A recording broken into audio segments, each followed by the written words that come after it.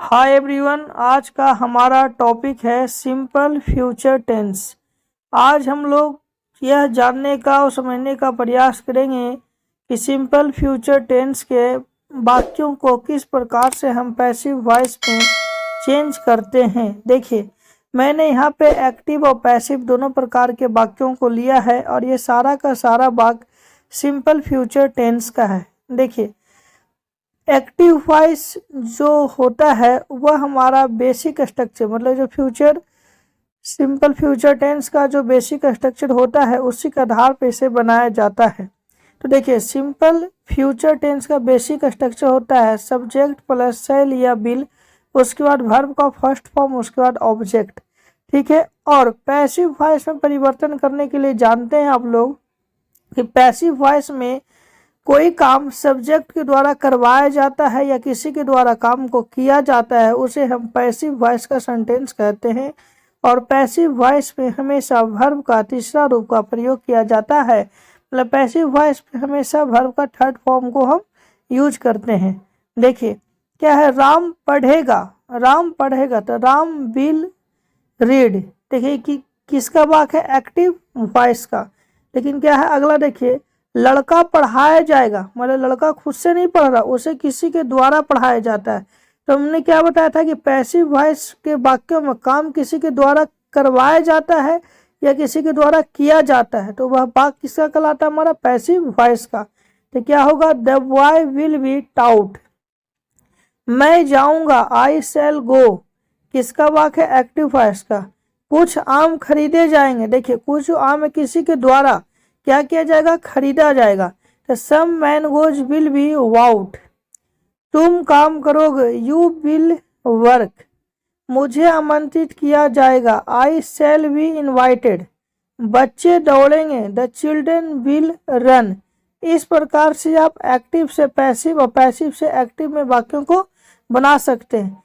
Passive voice के वाक्यों को पहचानने का सबसे आसान तरीका है कि अगर कोई वाक्य में सब्जेक्ट ना हो और वह काम किसी के द्वारा किया जा रहा है या करवाया जा रहा है तो वह वाक्य हमेशा पैसिव वॉइस का कहलाता है। चलिए और भी हम जानने का और समझने का प्रयास करेंगे। यहाँ पर मैंने पैसिव वॉइस के वाक्यों को लिया है। देखिए पैसिव वॉइस का स्ट्रक्चर क्या होता है हमारा फ्यूचर टेंस के वाक्यों के लिए, सबसे पहले सब्जेक्ट, उसका शैल या विल, उसके बाद बी, उसका वर्ब का थर्ड फॉर्म, उसके बाद अदर। ठीक है, से कहते हैं लड़का पढ़ाया जाएगा, the boy will be taut.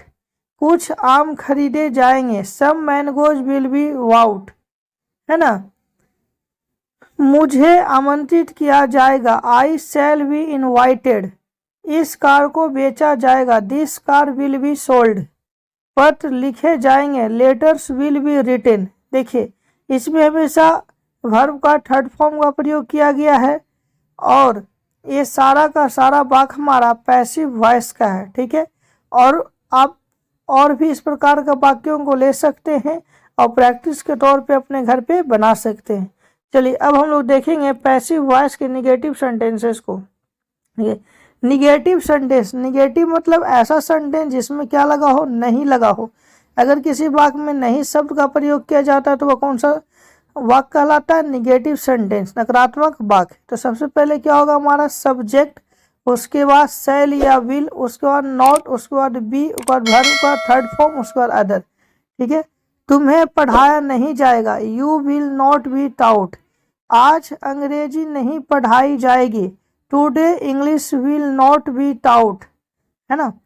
दुकानें बंद नहीं की जाएगी, देखिए इस वाक्य में नहीं जहाँ लगा हुआ है ना, तो निगेटिव सेंटेंस का वाक्य है तो क्या होगा, shops will not be closed. हम लोगों को मिठाइयाँ नहीं दी जाएगी, we shall not be given sweets. तो इस प्रकार से आप निगेटिव वाक्यों को बना सकते हैं। सारा का सारा हमारा वाक्य पैसिव वॉइस में है।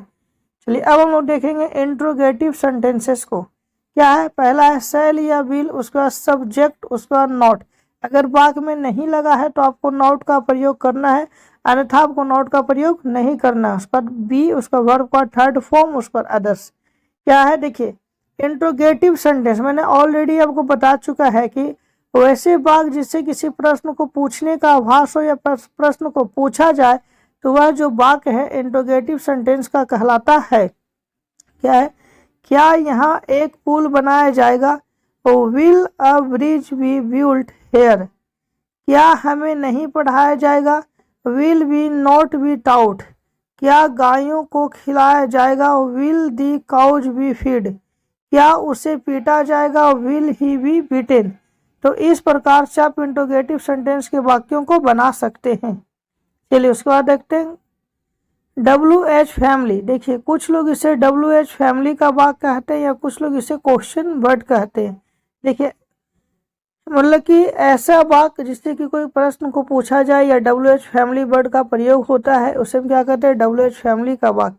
इसका बेसिक स्ट्रक्चर क्या है? सबसे पहले हम लोग क्वेश्चन वर्ड को देखेंगे या WH फैमिली को देखेंगे, उसके बाद शैल या विल, उसके बाद सब्जेक्ट, उसका नॉट। अगर वाक्य में नहीं लगा हुआ है तब आपको नॉट का प्रयोग करना है, अन्यथा आपको नॉट का प्रयोग नहीं करना। उसके बाद बी, उसका वर्ब का थर्ड फॉर्म, उसके बाद अदर।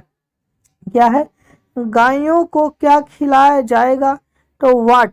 क्या लगा हुआ? सबसे पहले क्या देखेंगे? WH फैमिली को। तो what will the cows be fed? उसे क्यों पीटा जाएगा? Why will he be beaten? Parcel कब भेजा जाएगा? When will the parcel be sent? मुझे कब पढ़ाया जाएगा? When shall I be taught? यह काम क्यों नहीं किया जाएगा? Why will this work not be done? तो इस प्रकार से आप WH फैमिली को वाक्यों को बना सकते हैं। ये सारा का सारा वाक्य हमारा पैसिव वॉइस का है और अपने घर पे आप और भी अलग अलग प्रकार के वाक्यों को लीजिए, प्रैक्टिस के तौर पे इसे बनाइए और समझने का प्रयास कीजिए। Okay, thanks watching this my video. Please like and subscribe my YouTube channel.